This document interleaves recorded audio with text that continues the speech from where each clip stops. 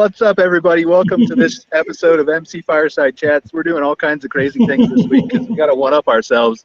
So I'm literally on a raft on the river, and we're going to do a show here talking about attractions and things like that. I'm actually sitting on this. We'll show you the raft in a minute. I'm literally soaking wet sitting in water here.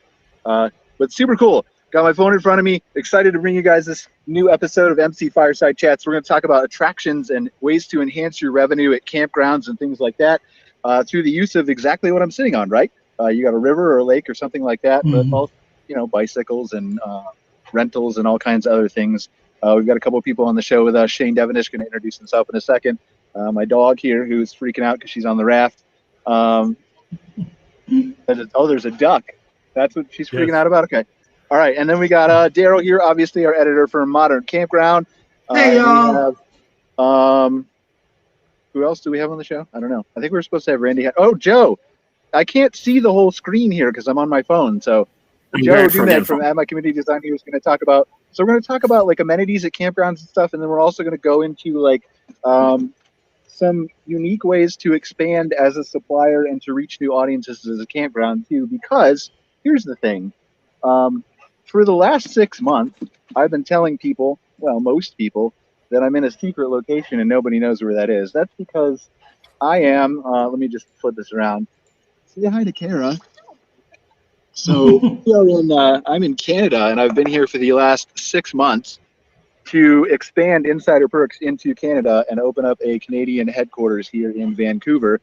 So we're just outside Calgary, floating in the river outside my really cool Airbnb rental, which you can't see, but I'll take you up and do a tour outside later. It's a 150-year-old rental.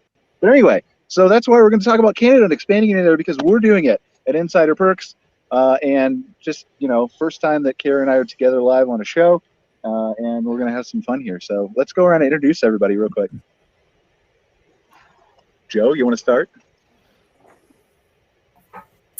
Sure. I'm Joe Deumig. I'm founder of At My Community. We make maps for campgrounds. One of our customers has their own app.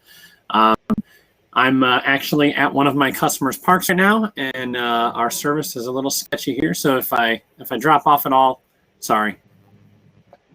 That's okay. Angela, you can switch around and highlight Joe if you want.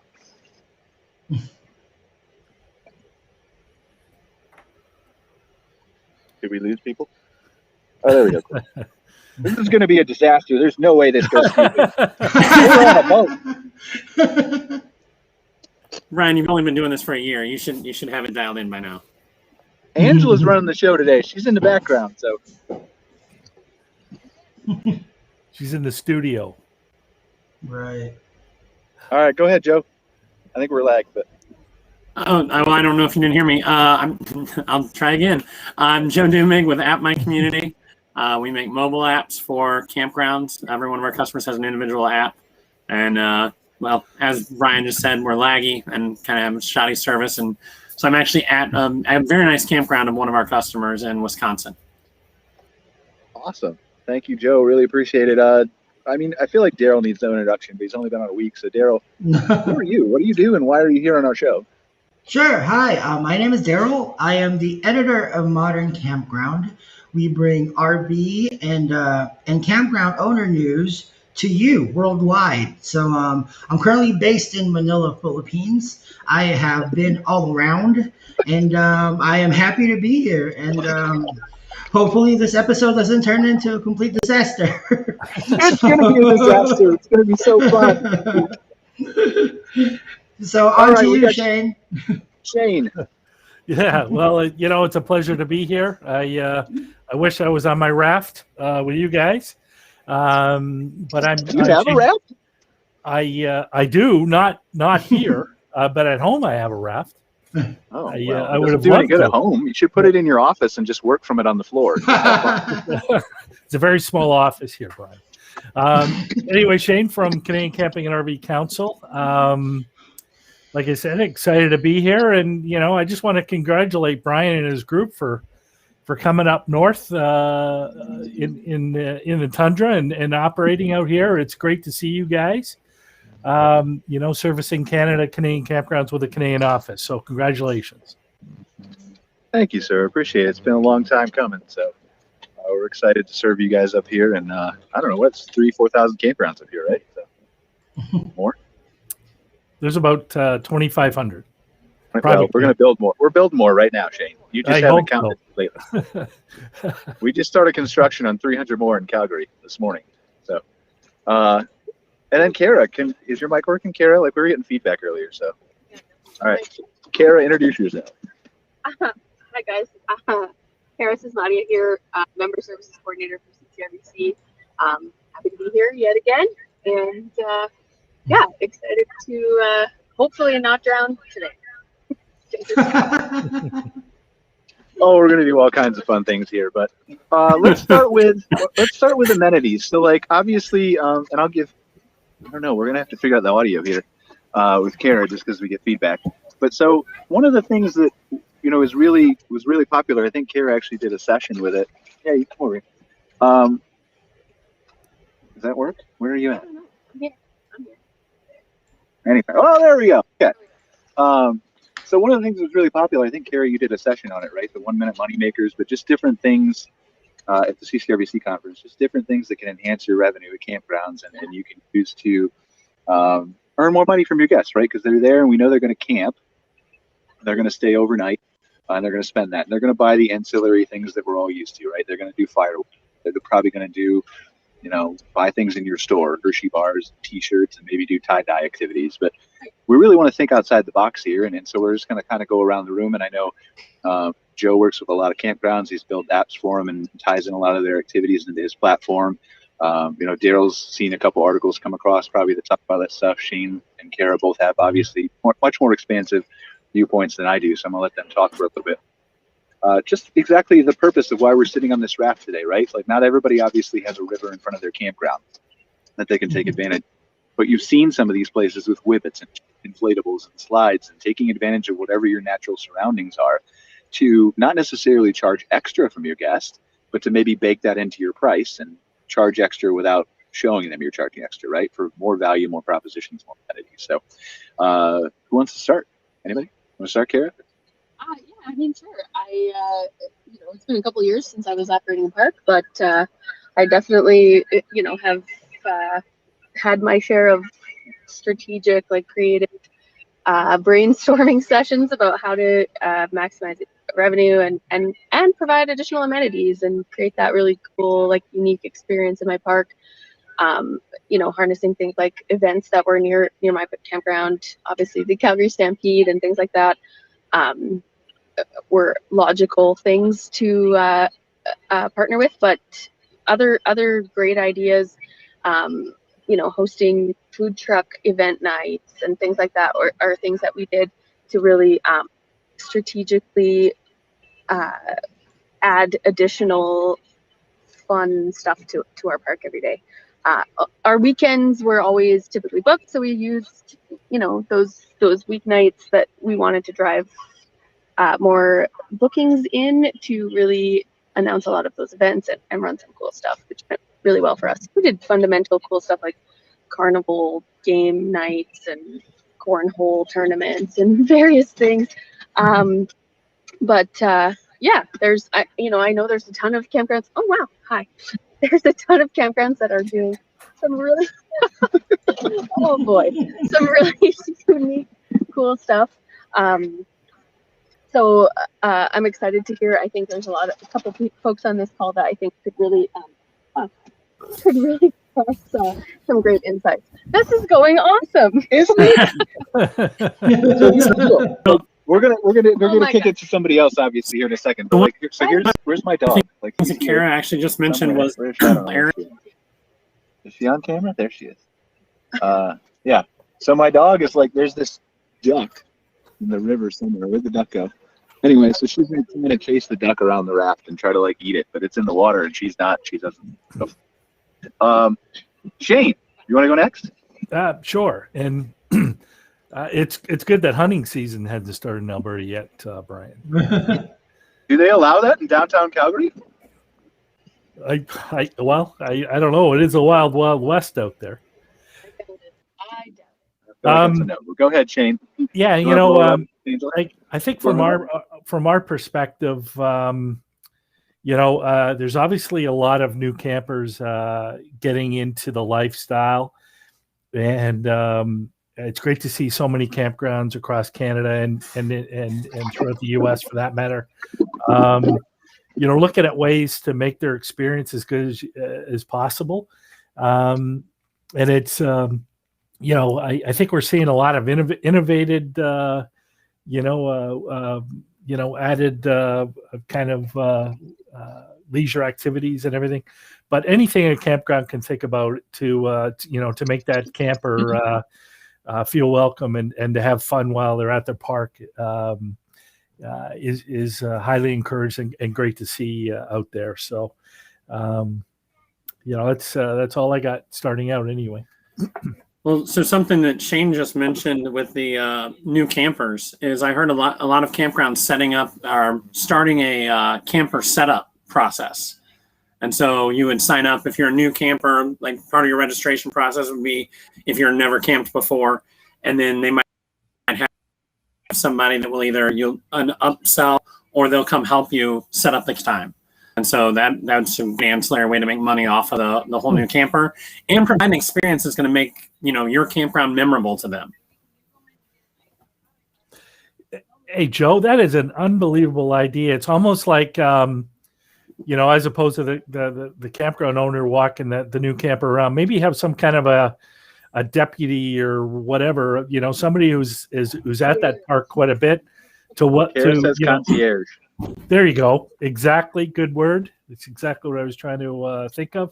But to walk them around and be a contact, for that new camper, and I think that's a great idea.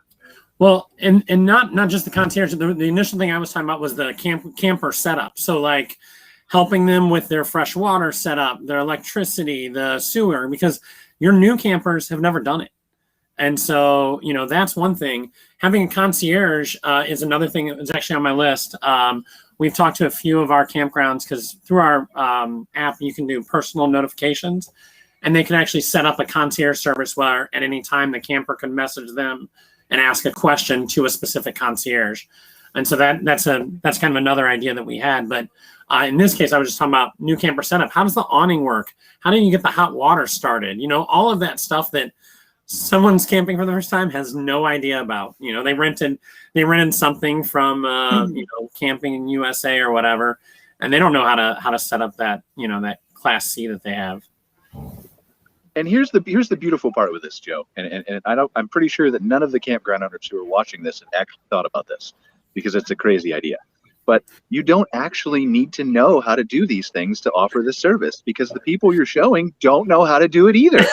So if you're doing it wrong, you can still get paid and make money. Okay. I disagree. You know what you're talking about when you're offering those services. Yes. Please, don't take that. Terrible. I'm trying to help. There's a staffer and labor shortage. We all know this. So I'm just trying to make people as efficient as possible. Well, go ahead, please. You guys were having there's a good suggestion. It's excellent. Yeah. And with what that, else we got? For seasonal parks, you could actually even hire a seasonal to do it. It's not a standard work camper. You would only have the 1 or 2 hours on a Friday or Saturday morning, and these are the set times that we'll do that. So you can do it without having another staff member and having somebody very knowledgeable about how to set things up. Yeah, like a camp buddy or camp sponsor or something, right? Mm-hmm. Mm-hmm. Yeah, that's a good idea. Like it.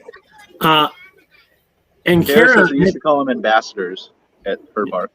Mm-hmm. So there are other campers who would kind of assist us with that kind of customer service. Ambassadors. And, we had a couple guys on site that were seasonal and would help with connecting up water and sewer connections and those kinds of things, just like Joe was saying. So those are incredibly valuable. They also kind of really facilitate a community almost in the park where they have this sense of purpose and feel, in addition to just kind of liking to be there, they also really contribute to the overall positivity in your park, which is great. Mm-hmm. Yeah, I mean, you can't really go wrong with that. So that's a great idea to start us off with. What else do we have? What else have you seen out there, Joe? Well, so another thing that Cara mentioned, I'm just going to steal little bits of Shane and Cara's ideas and then go off on a tangent on them. So Cara mentioned partnering with the local area. Well, some of our customers have excursions, and we've actually kind of looked and saw what the landscape looks like. And many excursion providers, like boat charters, fishing excursions, bear viewing in Alaska, stuff like that, they use a product called Fair Harbor, and Fair Harbor has an affiliate set up. And so if you if your campground is near a place that has a lot of those types of things, any boating or excursion type capabilities, talk to the vendors and see who uses something like Fair Harbor. You don't even have to be involved.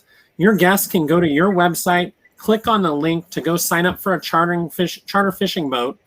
They book their time. You're not involved. They go out, they do their excursion, and you get a cut. And you're providing a service for them by sending them to where they would want to go, where they don't have to look for it. And so it's a win for everybody involved. We don't see that many campgrounds do it. It's kind of something that I'm seeing the campgrounds that we're working with, and I'm saying, hey, do any of your vendors use this product, or can you find a vendor that does? And then it just makes it easy. So how do you come up with that list, though, right? So obviously we're dealing with campgrounds. Obviously, all of us on this call, right? Shane runs a huge national association. Cara assists him.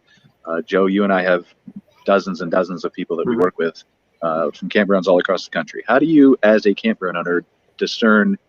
Obviously, if you're on a river, right, that's very easy. Yeah. But how do you discern what's the best thing to offer at your park? Well, for what I was specifically talking about there, it'd be if you're at an area that is a tourist destination, because that's going to be for tourist areas. It's going to be for ocean, large lakes, and other major tourist areas that they have canopy tours and all of that stuff. But so you know that about your park, whether or not that's the case. Well, you should know that about your park, I should say. In terms of finding those people, I haven't looked specifically, but I imagine that Fair Harbor has a way just to search for all of their customers. Just like all of the reservation vendors have a website where you can book at any of their clients. I'm assuming that Fair Harbor has a similar thing where you can say, what's going on in, Panama City? And then they would show you a list of fishing charters that have the ability. And so then the campground could say, okay, well, I'm going to see if I can partner with. And if the campground's not near, or doesn't have access to something like Fair Harbor, I would encourage them to reach out to their local businesses. It could be an ATV shop that rents ATVs. Simple as that. And if they're on a trail, hey, once a week or twice a week, at the ATV shop, you're willing to bring in 4 to 8 ATVs if I can, pull people in. It could be, I guess the sky's the limit, based on what kind of leisure activities are around them, for them to do themselves. Yeah, I've definitely seen, we have, I think, 2 or 3 customers that have bike delivery rental services. And so the campground, they don't want to manage and house bikes. They just work with a partner that will come and deliver however many bikes are needed that day based on prior reservations. And then, again, the campground gets a cut of the fee. And so, they're making money, but also providing a service, and they don't have to do all the work, which is perfect for campground owner. Oh, for sure. It goes the other way too. When the bike owner could promote the campground too. It's a kind of a cross promotion, and if you get enough businesses working, crosswise to promote each other, I think it's great in the area. It really helps out. Cara, I think you're muted. Cara? We can't hear you. It's probably a great idea, though.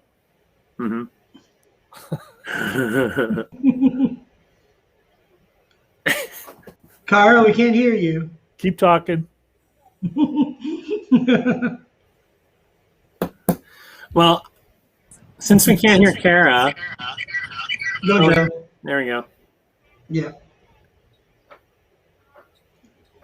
All right. This is going great. Since we can't hear Cara, one of the things, so we're at a campground right now, and yesterday it rained. Our kids were just getting ready to go to the pool, and they sent out a push notification saying that The pool's closed because of a storm. Well, my wife had a great idea that if they could just have pre-set up craft delivery service for like a craft. You just pull them off the shelf, and with their push notification, they could have sent a link to a store item for people to purchase a craft to do it at your site.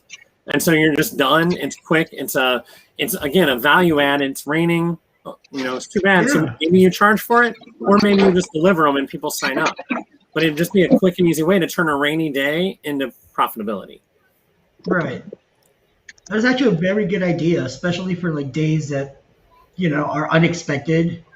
That's absolutely a great idea to have like stuff delivered to them that they can do like an activity together, like inside. Yep. And the campground we're at has a ton. They have a whole activity shed with a ton of activities. So everything kind of already is ready to go. It's just not packaged into like a single unit with directions. But man, how much effort would that take? And then if you were doing it for free, since they already have that as a free service now, well, that just looks unbelievable. It looks like you're going above and beyond. And if you're charging for it, well, then you're making it ancillary revenue. It's up to your campground. And like Brian said, if you're baking it into the cost or you're trying to make ancillary income. Right. Is there many activities? I had to run and get a charger on my phone. We can hear you now. Awesome. Perfect. Anyway, continue. I'm sorry. I just want to make sure you can hear me in case I felt I needed to insert something valuable, which almost never happens. But but is there many? We're seeing a lot of rainy days out here, Eastern Canada lately, and is there any activities that a campground could do spur of the moment that on a rainy day that are safe? Well, it depends on if they would have a enclosed rec room, right? If they have an enclosed rec room, they have plenty of opportunities there. They can turn their rec room into a playground by just putting using masking tape and doing a Foursquare tournament, or something inside. Yeah. There's a lot of options if they have an enclosed space or a pavilion. If they don't, then it's more so something at your site. So something like that craft delivery or something of that I think would work. Yeah, Brian, I'm sure you have a lot of fun on rainy days. What do you suggest would be something for a campground to do impromptu? I have fun on rainy days. I'm not entirely sure what that means, but I'm just gonna go with it. Yeah. I mean, rainy. Yeah, you're talking about rainy days, right? Like anything indoors or any inside activity. So again, it's going to depend on what your kind of infrastructure your campground is. If you have an inside building or an office space or a place where you can get people together and even play a game or Twister or anything like that, right? Or you have an arcade room, or you have card tables, or you have a lending library or whatever, right? If you're outside, you don't have that room, then you got to get more creative. But maybe you've got a pavilion, even though it's not enclosed, you can still keep people somewhat dry. I mean, the pandemic has opened up a whole new world to this, right? Like, we're obviously coming out of it, but you can still use some of the things like the Zoom and the virtual events and the get-togethers and online bingo and stuff to, if it's raining really bad for an extended period of time, keep people engaged while they're inside their campers with you too. So, right. Yeah, I have seen some campgrounds do virtual, virtual trivia, virtual bingo on Zoom. I have seen that happen. So that'd be something. Another thing would be going back to the partnerships, is if you had a partnership with a local aquarium or something that was inside, that would be a great time to notify your guests saying, hey, it's a rainy day, pool's going to be closed, but here is, we have these 15% off passes that the aquarium has given us, and now's a perfect day to go use it. That would be a great thing to do. Here's an idea. You could have a murder mystery at your campground, and you could have everybody get on the Zoom, and you could say, listen, we have a serious situation here. There is an actual real killer somewhere in the campground, and we need your help to find him. He's in one of the trailers, possibly next to you and your children. So you have to stay on the Zoom and pay attention to us. We're going to give you clues. We're going to figure out who it is. I'm really shocked you haven't been sued. I'm not telling people to actually do this stuff. I'm saying here's an idea, and if you're obviously if you're dumb enough like me, then you could do it. But I don't own a campground. There's a reason I don't own a campground. There should be a disclaimer here. Can you put up a disclaimer, Angela? Just say that whatever I say we shouldn't pay attention to. Maybe not the actual, like, in all seriousness, no, right? Like, obviously we're not serious about there being an actual killer or anything, but that is an idea. A murder mystery dinner theater is a very popular activity to do. And so if you can play along with that and get, somebody to dress up in costume or period and play along, that's an activity. Mm-hmm. What else we got? Sounds like a lot of fun. Joe's going to regret asking me questions. Where did Cara go? Is she still? I'm here. Okay. You haven't been murdered. So, well, I have no audio. Nobody can hear me. Another possibility with the rain out or just on a normal day that you're wanting to increase revenue is if you cater to more adults, not less of a family thing, is make sure everyone knows about an impromptu happy hour. Hey, the pool's closed. We're doing 25% off drinks. Right. Get people into your bar and restaurant, and then increase some revenue. And they think, oh, you're doing us a great service by charging us less. Giving us a deal. Yeah. Well, and here's the thing too: if it's raining outside, Joe, and again, I'm not contributing anything valuable, but if it's raining outside, you don't have to worry about quiet time because they're already inside their rigs. You don't have to kick them out from around the campfire where they're screaming and shouting and singing "Kumbaya." They're already inside. So it's a win-win. Yeah. I don't know about this, but yeah, I will say there's also some great ways to support the charity, do things like charitable poker games or whatever, get people to bring in donations to the food bank and things like that. Those things will they add just cool, fun stuff to do that's not really a ton of work to do, but keeps them occupied, especially again if you have that indoor industry.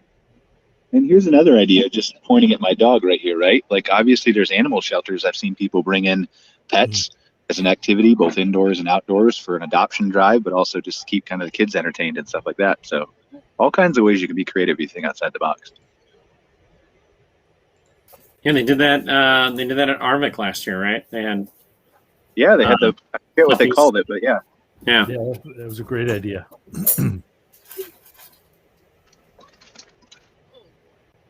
Okay, so we talked about indoor activities, all those kinds of things. How do you decide though? And we touched on this, Joe, with the outside vendors and stuff. But how do you decide from your park? Like, again, if you have a lake, right, you can order rivets and rafts and things like we're talking about. But how do you decide? Are bike rentals good for my property? Are golf carts good for my property? Do I have enough people who are staying on my property during the day to do activities, or are they going to an external theme park or attraction? Where you start? It depends on your park and your infrastructure, where you're located, what's around you. That's incredibly variable and really hard to answer. Sorry, Joe, I totally jumped in. But, I think it's important to also maybe measure from your guests what they want to see. I used to get requests all the time at my park for a splash park and things like that. So, they're happy to give you that feedback if you ask for it. Well, that's what I was going to say, Cara. Actually, you're better suited to answer that question than I am. But I was going to say the same thing: is see what your people are doing. If everyone brings bikes to your park, then obviously people like biking at your park, and so there's a decent chance that someone would be inclined to rent a bike that forgot theirs, or that didn't bring them, or they can't carry them in their RV. So if everyone has bikes, that you're that type of park for sure. Same with if everyone's bringing kayaks, that you should know if you're by water or not. But if you see a lot of people bringing in kayaks, somebody's going kayaking somewhere, right? It's just that's what's happening. So that's the way. But yeah, Cara is 100% right, and it's the answer to every single RV park owner question. Is it depends. Well, and I would argue that's a big factor when you're planning either to develop or purchase a park is talking about or really investigating your surroundings, exists around you, how you can develop and expand on those things. I think those are big questions to ask yourself when you're considering getting into this business too.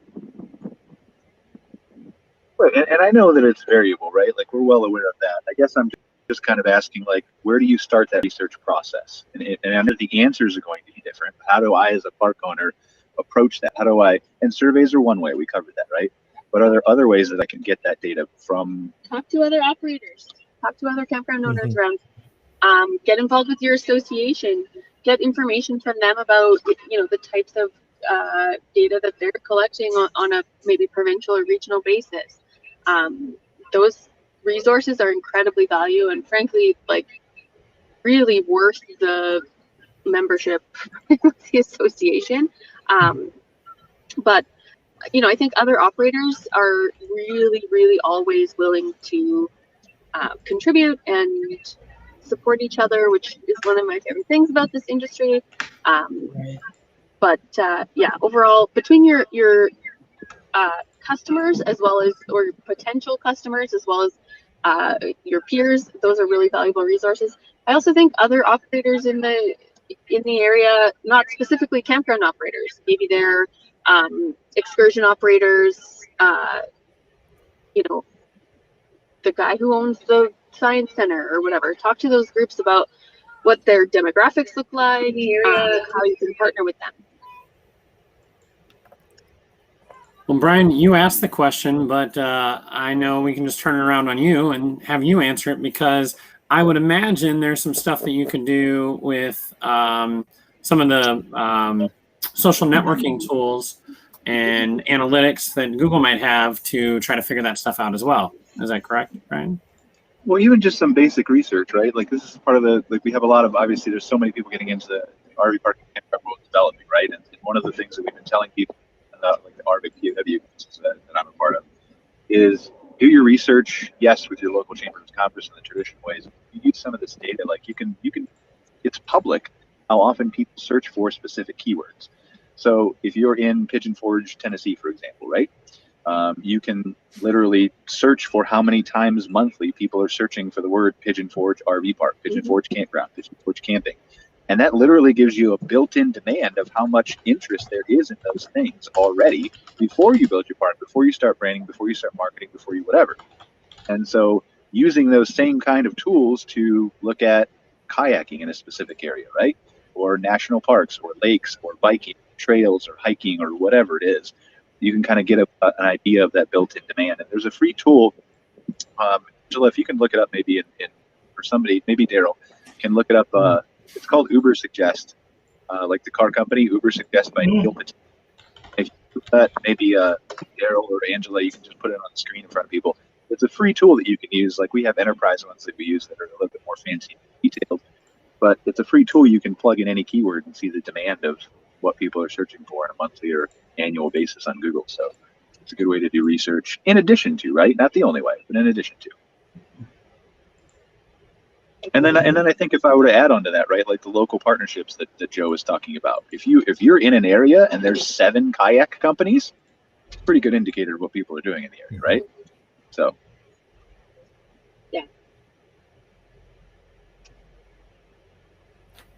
You can always do a search, top things to do around, and just put your major town there, right? Yeah, that's a good point too. TripAdvisor's got those lists. Yelp has those lists that are curated by users. People write articles on Medium and blogs, things like that. So, and your tourism websites too. Like what are the featured images on your tourism website? Like if you're going to, we were joking before we started the show about the east and west side of Canada. So Shane's over by Toronto. And so if you go to your tourism website and there's no pictures of mountains, then you don't need to worry about mountain equipment. If you go to your tourism website and there's city access, then maybe you're looking at offering partnerships with some of the local museums and things like that. And obviously pictures is just one thing, right? But the lists and the blogs and the things that they're writing about in your context can all be useful resources as starting points. Yep. Right. Well, how do you guys feel about suggestion boxes? As in like the old paper suggestion boxes? Yes. What if you get like a bunch of suggestions and then they catch fire one night, Shane, and you lose all that work?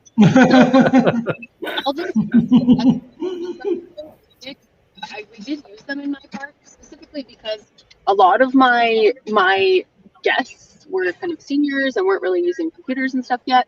But we definitely used them. We encouraged guests to return those to us once they checked out. I think we gave like a little discount card for the next time they came or whatever, if they would contribute by checking out with that stuff filled out. And that provided us a ton of feedback. That's how we got feedback about splash parks and needing more trees and, you know, changing out amenities in the showers and basic fundamental things that were really valuable. I do think that stuff is changing with time. I think we can be collecting that information in various ways. Don't have to only do it via paper. Maybe you include something on their website. Maybe you're targeted emailing them after they check out, saying, "Hey, thanks for staying with us. You know, give us some feedback." You know, there's lots of ways to get creative about those things, and I think that feedback from your guests is really valuable. Yeah, pretty much all of our customers have a feedback, suggestion, or maintenance request type form on their apps. They pretty much all add one of those, and they all look different. Each customer has different things they're asking for. But the one problem that you have with, you know, paper suggestion boxes, you got to be diligent about putting it into some sort of digital format. Otherwise, you're looking at something more anecdotal that you can't actually pull data on and say, okay, well, I've had 20 people ask me about having this activity, as opposed to, I think I've read that a few times. You don't know how many it was. You know, it's so I would always suggest going digital. Again, we do it with our apps. You can put it on your website, and then probably one of the more useful ways is also what Cara mentioned is after post-reservation feedback form that's sent out by your reservations provider. That's like, you know, someone's just got done with their stay. You can offer them a discount tied right in, and then they're more likely to fill out the form. Yeah, I agree with that. I don't know about you guys, but I'm surveyed out, and you know, these surveys that you answer 20 questions and then you come back and say you're 33% done. At that point, I'm done. That's it for me. And you just have to learn. It's the simple questions, right? And so this is where like NPS comes into play, where they ask you on a scale of 1 to 10, and then they give you. If you haven't heard of NPS, look it up. It's a huge system. KOA uses it at all their parks. You just rate the experience based on 1 to 10, and then there's a comment box, and that's it. And there's not 30 questions or 40 questions. So there are ways to do that and let people, plus it's open-ended, right? You don't have to think of the 30 questions. Then maybe you're missing 31 that was that valuable nugget of information that you really needed. Mm-hmm. You leave it open-ended, then they'll expand and write however little or as much as they want. I've received a novel or two on those, for sure. And then I'm assuming that Angela or Daryl or whoever has put the disclaimer on here. So I'm just going to go ahead and say that. Like, I feel like you could put a gate at your park with an audible warning, right? Like, where it just doesn't open until you provide feedback in some form. Like, put an Alexa device there to record people. I'm sorry, you cannot leave until you provide feedback. That's very dystopian of you. Yeah. Listen, I mean, they won't fill out the surveys. You get like, what is the number? It's like 1% of the surveys you actually send out get feedback. So this is a foolproof way. I mean, it's going to be mostly negative feedback, I'm sure, but you'll get the feedback. It wasn't negative feedback until you locked them in. Now it's negative. Yeah, right. Campground is great. I mean, but you'll get some good feedback because there's the people. You'll always have the people who went the late checkout, right? Who never get off their site on time. They'll give you good feedback because they were there longer.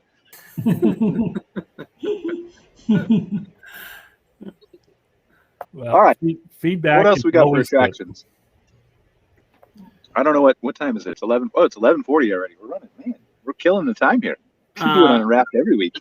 Well, so local attractions also, the things that you can add in there is some sort of sponsorship. Obviously, everyone's dealt with this. You know, it's not really out of the box thinking, but if you tie it more to attractions and less to just ride around, you're also providing more of a service, right? So we were in a campground last week, and there was nothing in the campground information about this, but there was a large goat and cow creamery around the corner that had lunch, and they had cows and goats that the kids could pet, and it was a really cool place.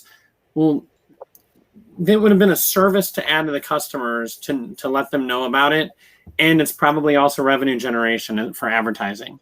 And so that's something, I know that, a lot of people with their guest guides and have the sponsorship, and we have stuff like that built in the app too, to let people know about the local area. But the attractions are just so much even bigger because, again, that can be something done on rainy days. That can be something that is that just wow factor about the area and your park. So that's something I would consider adding in there. All right, let's switch this real quick because we got about 19 minutes left or something. Let's switch this to Canada, right? So this is the reason that, we're on the raft for the attractions, but Insider Perks has expanded into Canada. I want to talk up to some of you other people because I know Joe has done that extensively, and Shane obviously runs the association, and so how Cara helps him, both from two perspectives, right? One is the consumer standpoint. If you're and we all know that the border is currently closed from Canadians coming into the U.S. It's open the other way around, which makes absolutely no sense. Biden is nuts and probably on drugs or something. Can I say that? I feel like, is there a disclaimer? He has to be. It doesn't make any sense. I've talked to all these seasonal park owners in Arizona and Florida who are missing these Canadians coming down. We got to open this border. But anyway, so when the border is open, though, we are, there's an opportunity for you as a seasonal park or a regular park. Maybe you're up north and you want to attract the summer guests who are coming across the border from Canada to reach into these new markets. And so maybe you're doing your traditional advertising in your rest stops and nearby in your local tourism bureau. But maybe there's an opportunity for you to reach out to some of these guests cross border. And so I want to talk about that a little bit. And then from a supplier perspective too, right? Because we got some suppliers on here who watch our show regularly. Joe's one of them. I'm one of them. Technically, I guess Daryl's one of them. But from an expanding, just like Insider Perks is doing into Canada, right? We've been coming to shows, camping in Ontario, for example, CampX. Joe's been to that conference, I think, right, Joe? Oh yeah, we were there the one year. I was your videographer, if you don't recall. Yeah, that's right. Okay, so I was there 4 years in a row prior to COVID and all this, and we heard the same thing consistently, right? It was, we had Canadian clients, but over and over again, we were hearing that we want to keep our dollars in Canada. We want to keep our tax money in Canada. We want to give back to the local community. And so that's part of the reason that we're up here and opening this division, is so that we can work with Canadian parks in a native currency, and that they can keep those tax dollars in Canada because they're literally going to a company that is Canadian that's going to hire Canadian employees. So I don't know, where do we want to start? Consumer or business? Let's start with consumer. Let's get that in and make sure we do. So advertising wise, we actually have some customers in Canada and that are also seasonal properties in Florida that cater to Canadians. And so we've been approached. We haven't started any of this yet, but we have definitely had groups from one side advertising the other. So like a Florida property wants to advertise their property on our Canadian apps. And so they can get sponsorship money that offsets the price, or it makes the app a revenue generator for them. But that way that Florida park is advertising in Canada and will hopefully be bringing some people down to them. And so I've definitely seen that. I definitely know of some connections, and people are wanting to get connected to do some more advertising in the guides and stuff like that for, because in Canada, how many parks are actually open in the winter, and so it's a really great thing because no one's going to be fighting those people. No Canadians want to stay in Florida in the summer, and the parks are most of the parks are closed in the winter. So it kind of is a great thing where the advertising is useful, helpful, and it's not going to steal anything from the members, or from that campground. Well, why don't you talk a little bit about that, Cara? How would a U.S. campground reach out to Canadian parks? Or not Canadian parks, but Canadian consumers? How would a U.S. campground reach out to Canadian consumers? I think we are already seeing partnerships with, an RV park up here will work closely with a park in Florida or whatever, and they kind of share guests, which is a great way to operate, specifically with how seasonal things are. I think that's another great benefit of association membership. You get to meet campground owners from across the continent, and then really get unique and creative about how to operate. But I think also there's lots of great ways. This community is so interesting in terms of its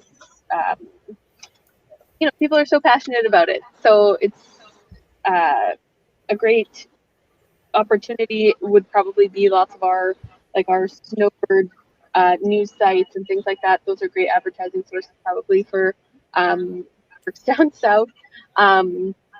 So yeah, there's lots and lots of options. I think top one is probably networking with your peers. Well, what Karen just said, we know of some Facebook groups that have 40,000, 80,000 people in them that are snowbird groups from Canada, like Canadian snowbird groups. And I mean, I don't know what their model is, like the people running it, but maybe those parks in Florida could advertise to those people. Well, you see that already in those groups. Are you in any of those groups, Joe? No, I'm not.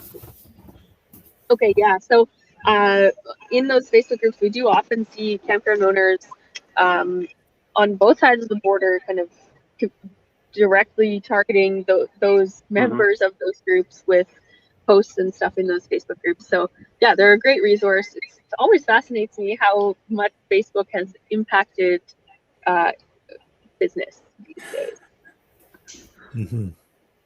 And there's other groups. RV Villagers is one huge group. I think campgrounders can advertise and dealers advertise. Manufacturers advertise in there. So I agree with Cara. Social media has made it very easy to communicate. Well, I think the dog likes that. Well, maybe not. Maybe not. Okay. She's mad at me because she's cold and she's on the rack. So. Oh. Poor thing. Yeah, I think. But I guess. Oh, sorry, Cara. I'm sorry. I have no audio. No, that's okay.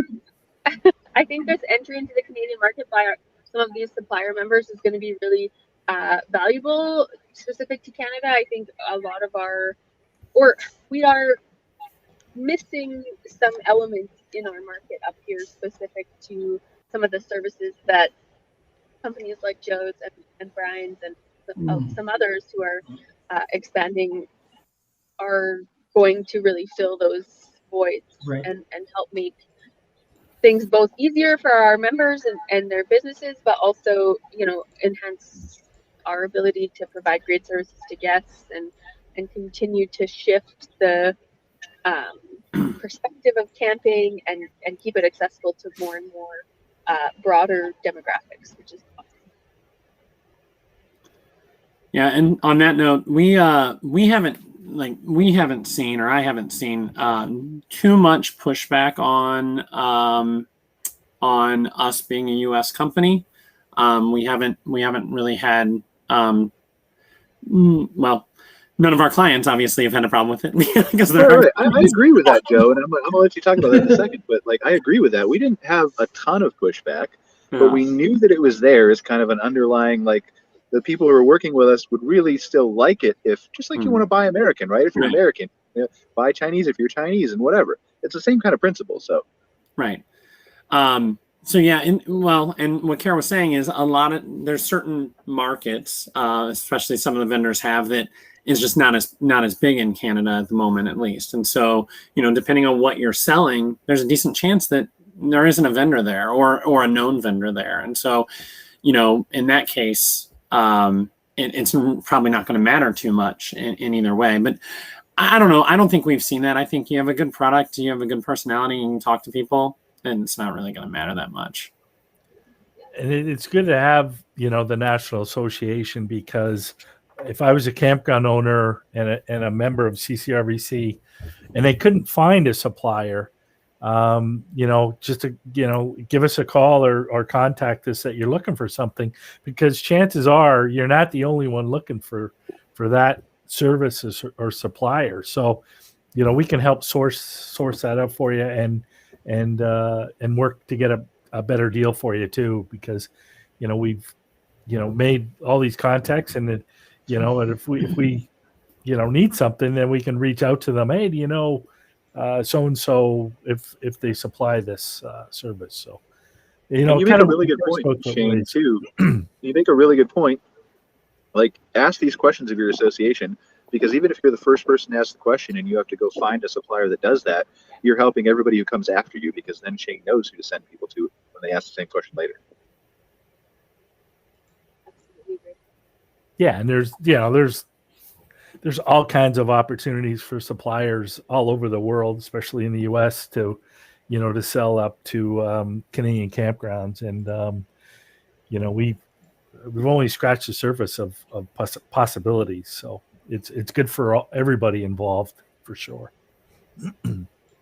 So I think just to circle back right to the consumer side briefly, because I know we have most of the campground owners watching. There's a couple of suppliers, I'm sure, who will watch later and who regularly watch. But from a campground owner's perspective, like it's interesting. I have a lot of people come to me from a marketing standpoint and say, well, how do I reach people in Canada? It's the same answer I've given for how do you reach people, right? Behavior is kind of the same. Like, yes, you can go above and beyond and target specific magazines, places that millennials are watching, or that Canadians are watching, or that snowbirds are watching. But if you have covered the basic marketing of, like, whether you're, and Daryl knows this, we're covering, like, it's only been a couple of weeks, but we're covering this stuff globally. Like, glamping is global, camping is global, campgrounds are, like, they might call them campings in Europe instead of campgrounds, but they're the same principle, same concept. Yes, there are niche differences, but this stuff is global and it translates that way, and so is the behavior of people for the most part. They're all using Google or Bing or whatever their search engine is. They're all using the same social media apps, or very few handful of different ones, right?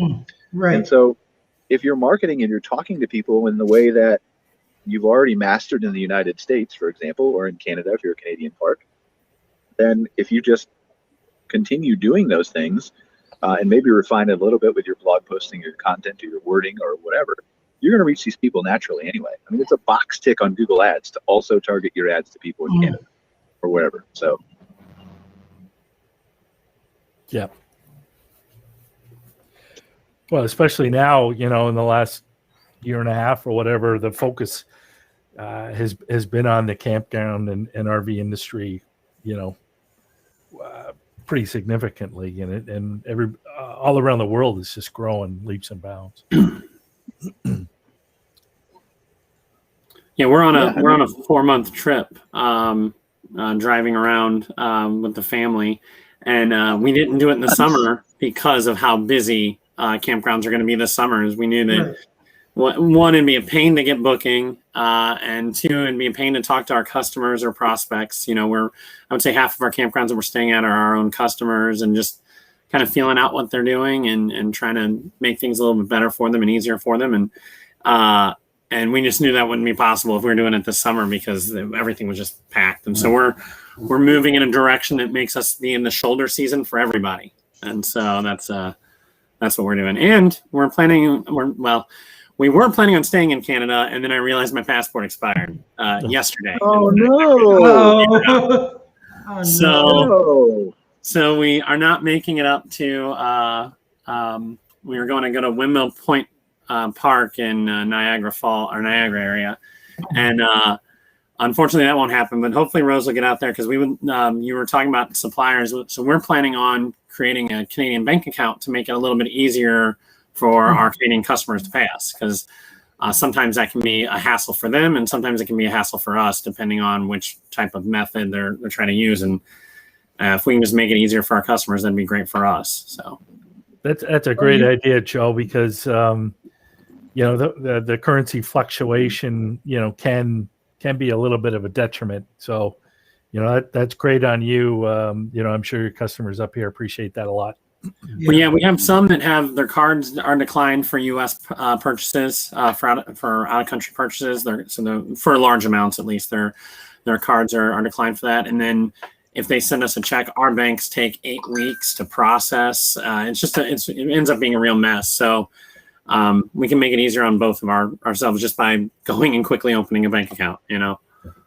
Well, and that's the thing. I mean, the making it easy on the customer standpoint, both from a consumer, if you're serving Canadian people who are crossing the border to stay at your campground, or from a supplier perspective, like we used to do that before we opened up the Canadian division, right? Like there's insiderperks.ca now that needs a little polishing and tweaking and stuff, but gives our prices in native Canadian currency and all that. But before we did that, we had the one website where you could go and you could check out and you could change. And Shane did this actually in real time.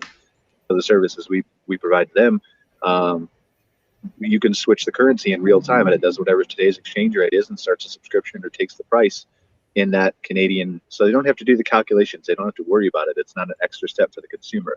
Anything you can do to create less friction, then I would use my two hands, but I'm holding the camera in one. So friction, you can kind of get it.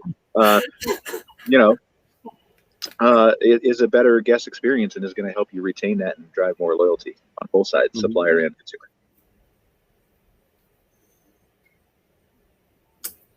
Yes. All right, so it is 11:56 here. We got about 4 minutes left. We were going to do more cool stuff on this little raft here, and the thing is I was going to get on one of those dingy, like what do you call them? Dinghy. I was going to float away, do all kinds of fun stuff, but my phone is like dead, and so I've got it tethered to this battery, which is not waterproof. So I feel like getting onto that float would be a terrible idea for my.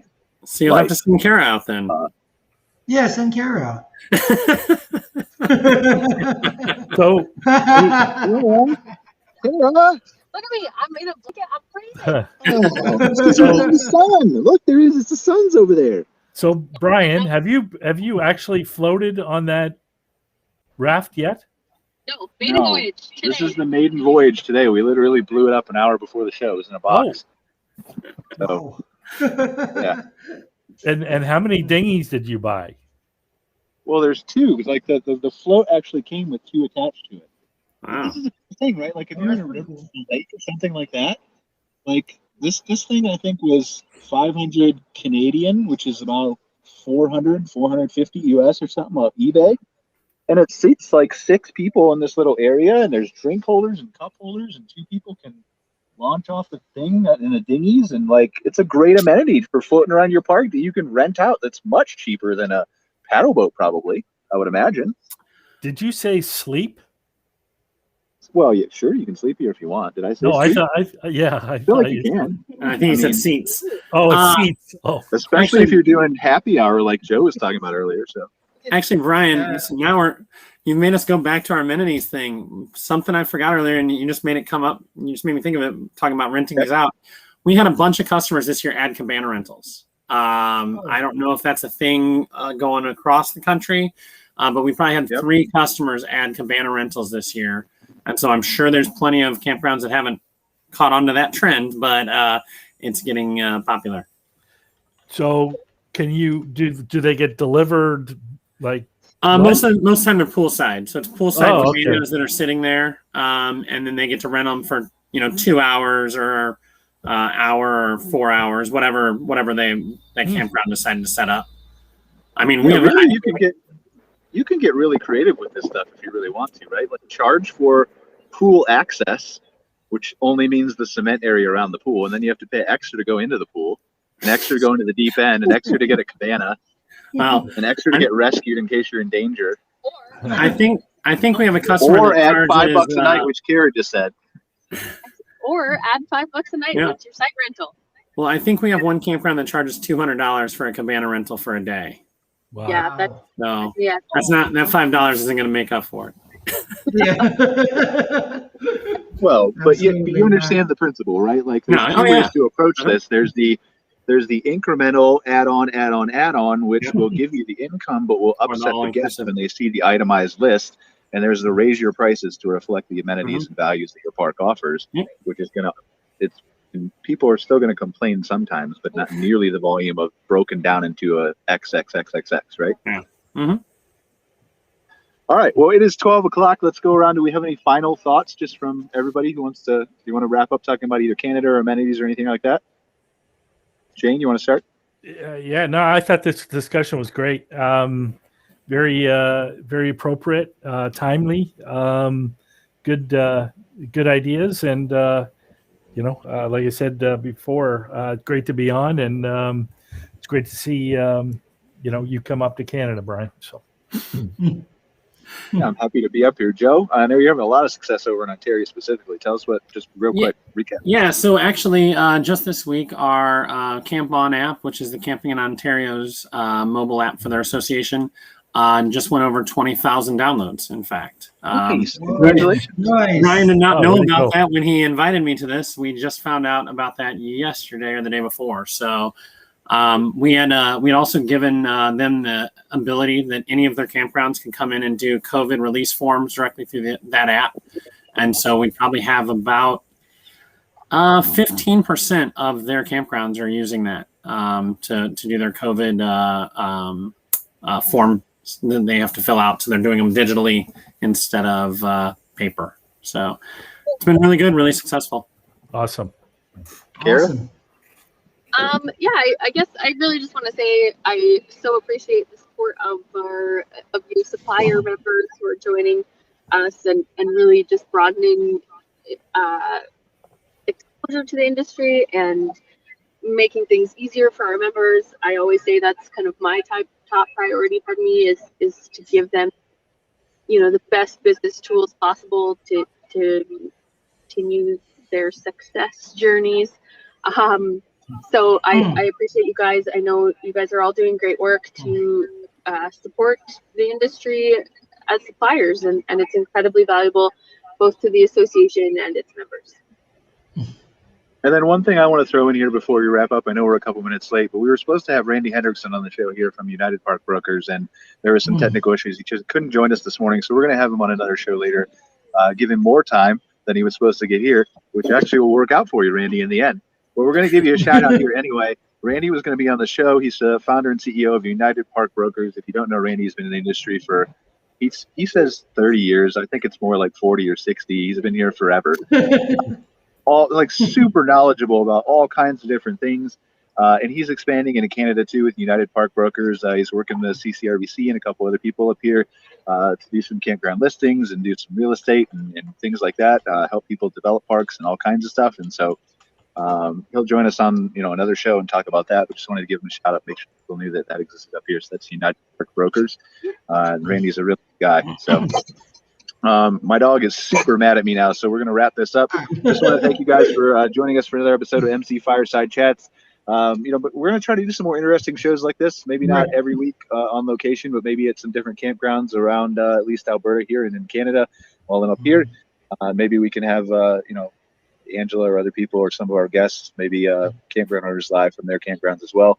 But really appreciate you guys joining us. Check out Modern Campground if you haven't already. Daryl's our editor there. Please. Super excited to get this website up and running and cover the campground industry globally. We are available as a podcast as well on Google, Spotify, all those kinds of places. So really appreciate you guys watching us, and we will see you next week.